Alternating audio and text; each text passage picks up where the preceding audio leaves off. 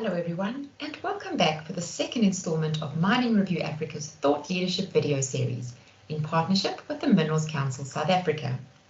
Today I'm chatting with Mxolisi Mgojo, the outgoing CEO of Exxaro and also a former president of the Minerals Council.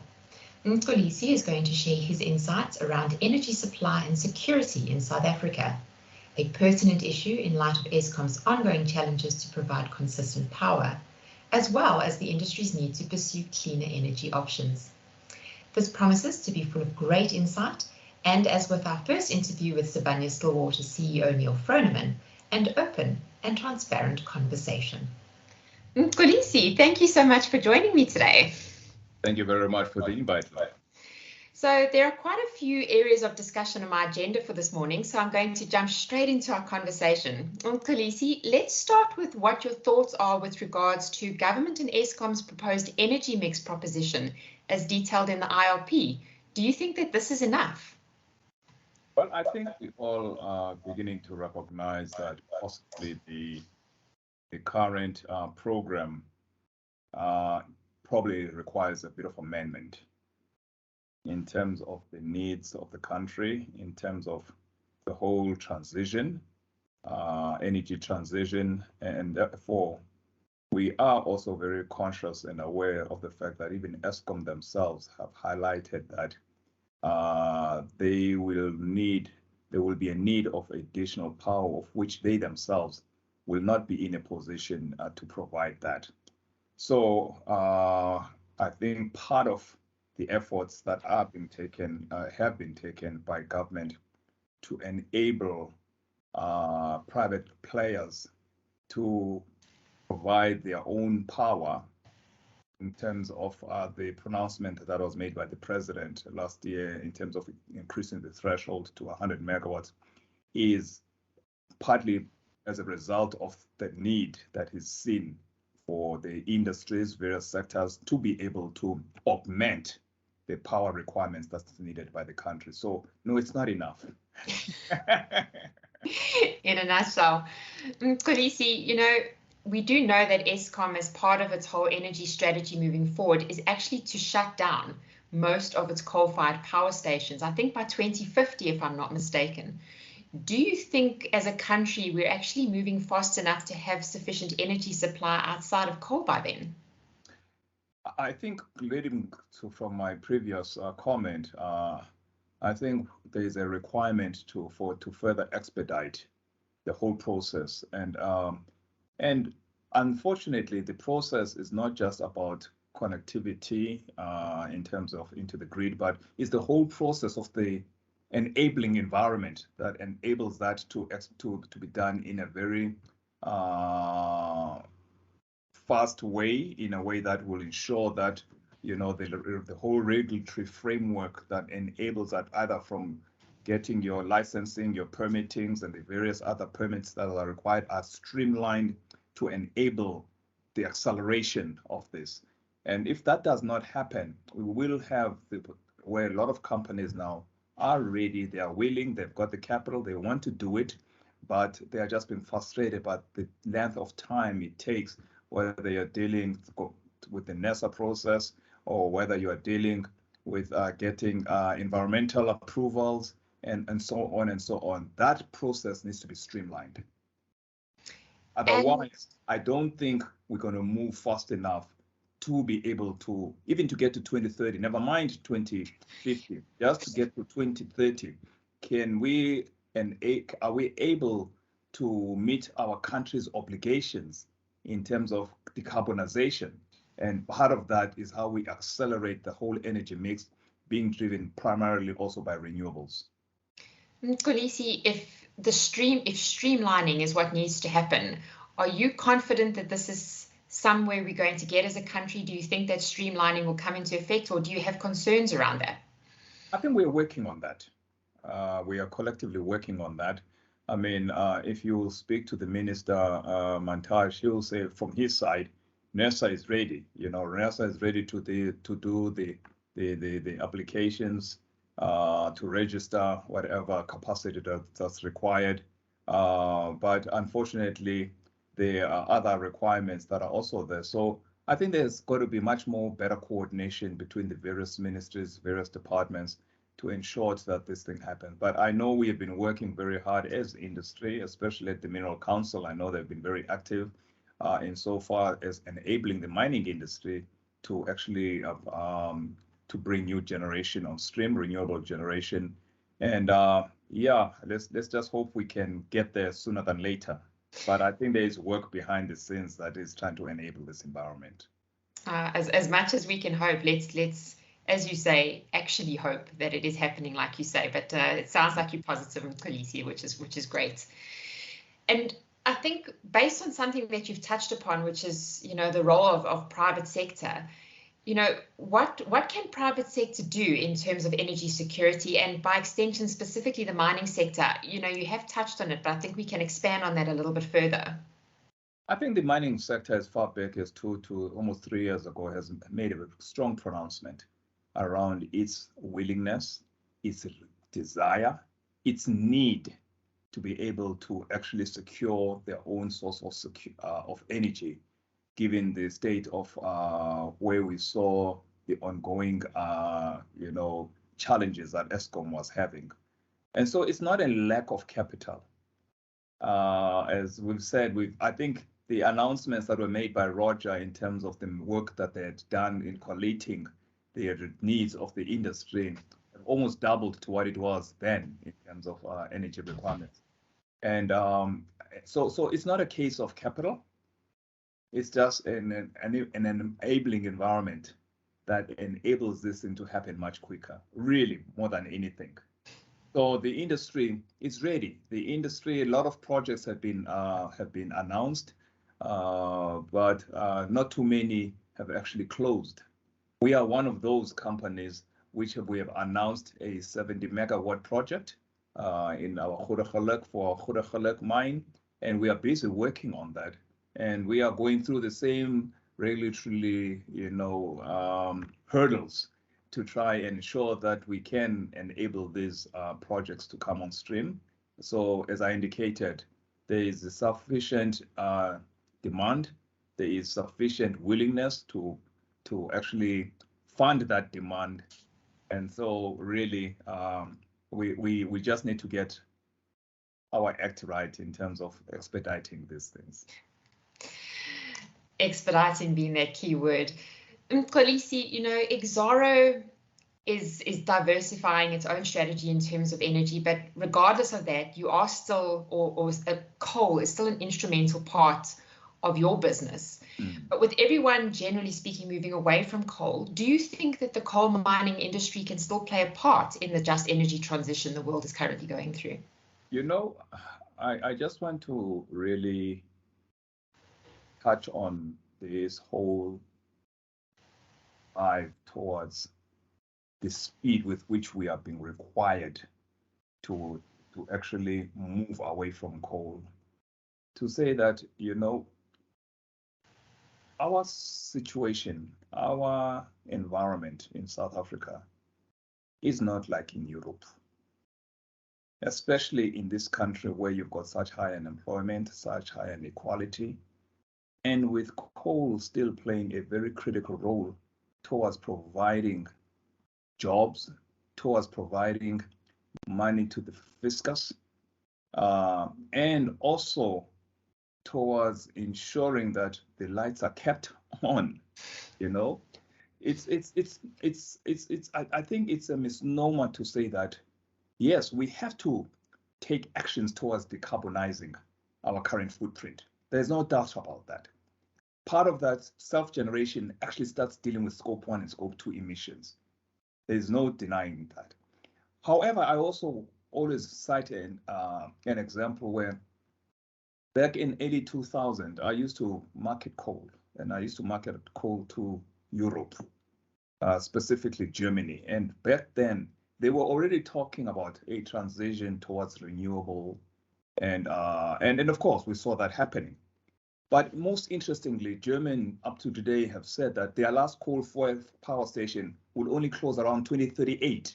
Now that was 2002, and we're talking about 2038. And so I say they have managed their transition in a way that it would secure the economy, it will secure jobs. And we have to go through the same process, that we need to be given the opportunity. Yes, we need to show progress. There's no doubt about that.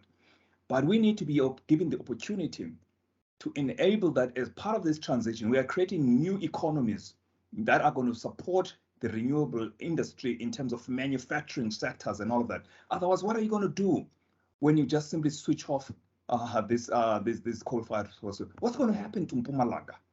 So you've got to have an answer for that from a socio-economic point of view as part of this transition. Because if you don't do that, what you saw last year in July will really be a Sunday school picnic. The social unrest, because at the end of the day, we cannot do it at the expense of the people.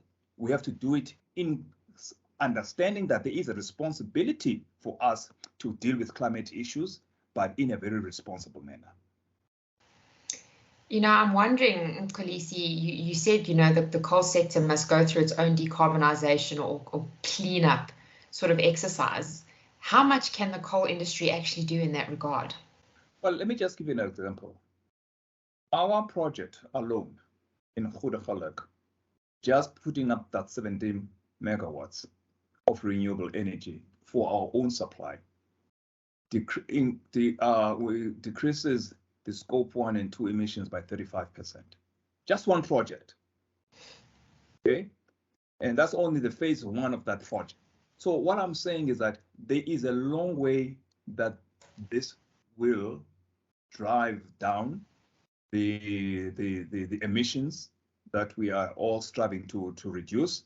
And so, yes, it will play a critical role. And that's part of that whole drive towards decarbonization. We have to work with Eskom. We have to work with our suppliers in terms of dealing with our scope 3 emissions, for instance. We have to work with our customers, we have to work with our suppliers, because if all of us are actually conscious about how we want to drive the decarbonization for each of our businesses, you will see the benefit of that in a very significant manner. But it has to be done collectively. Just keeping in line with this conversation at the moment that we're having about coal, South Africa still has a vast abundance of coal reserves and resources left. Do you think we're going to tap into those, or is this drive for renewable energy so strong that we're just going to leave all this coal left in the ground?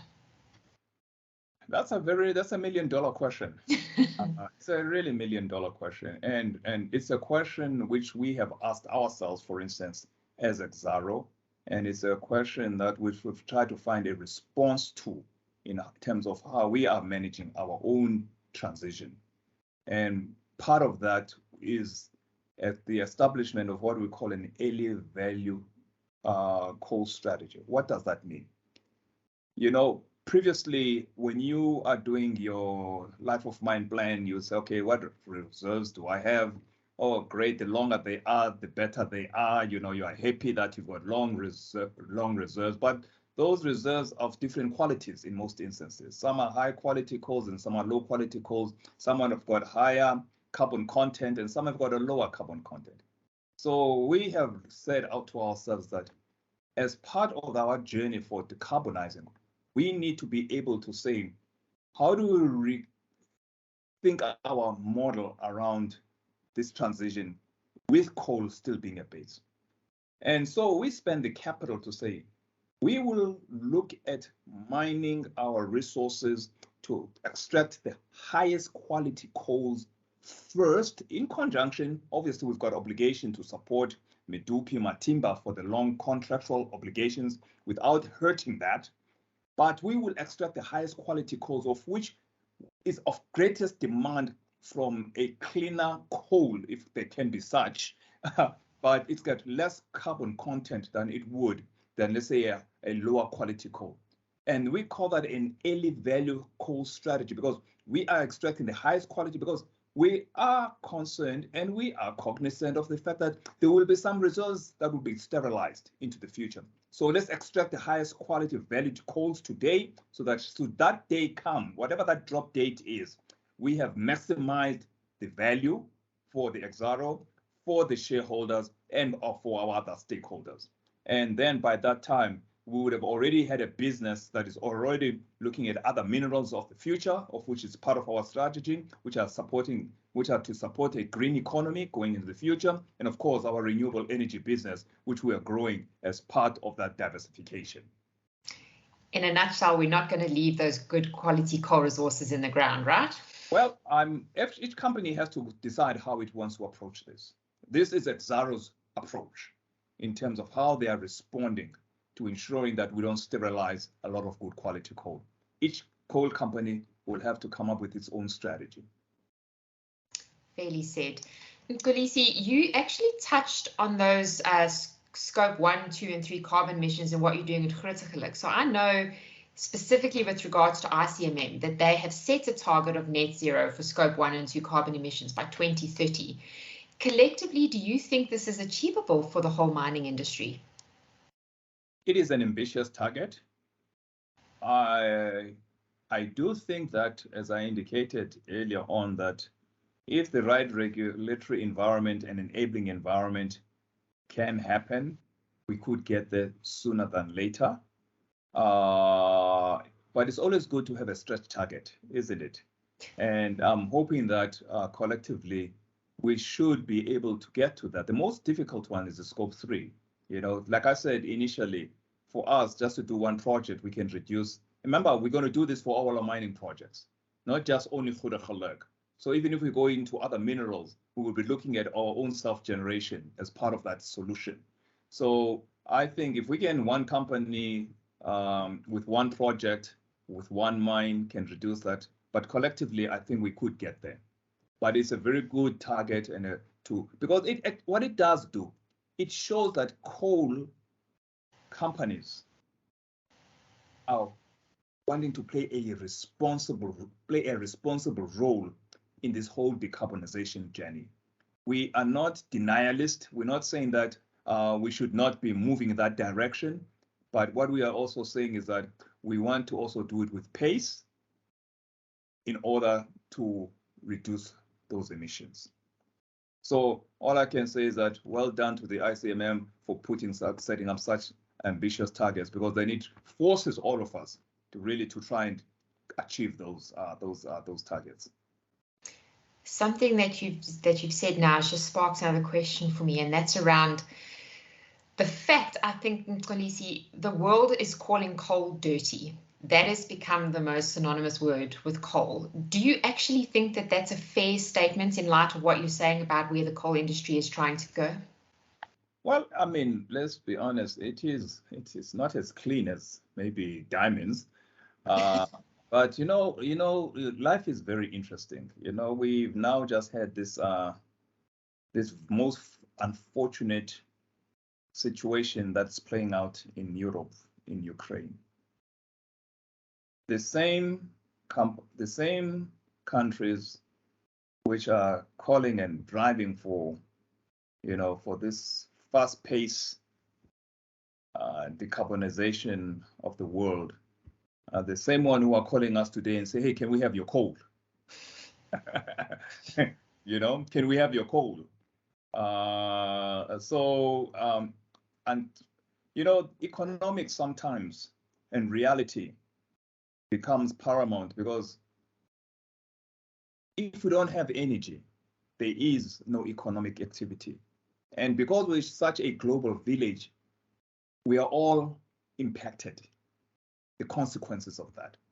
So yes, coal may be deemed to be still dirty, but coal, as I indicated, are doing their part to try and clean themselves up so that they can still play a role for as long as necessary, to the extent with which we are able now to say we are fully transitioned to whatever cleaner sources of energy in the future.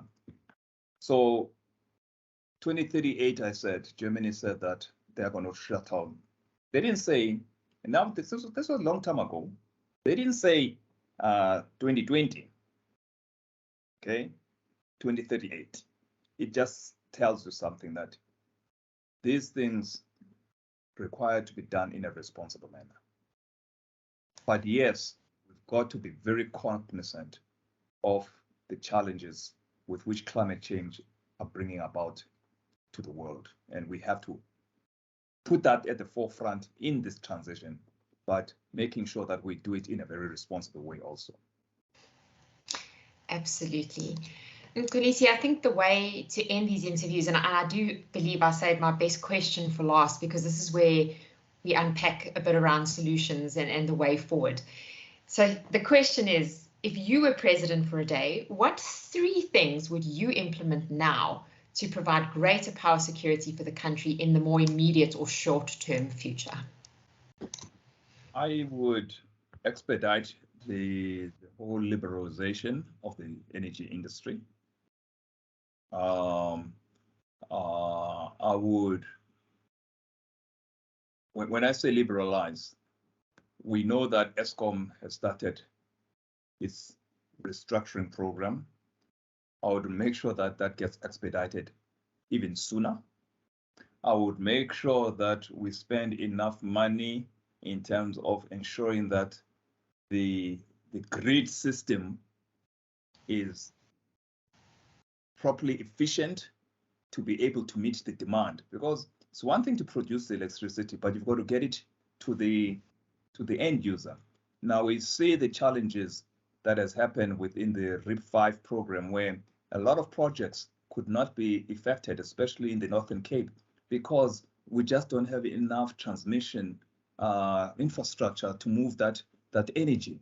So there's a lot around the infrastructure on one side, but to enable that, you also need to open up the private sector to come and play into that space.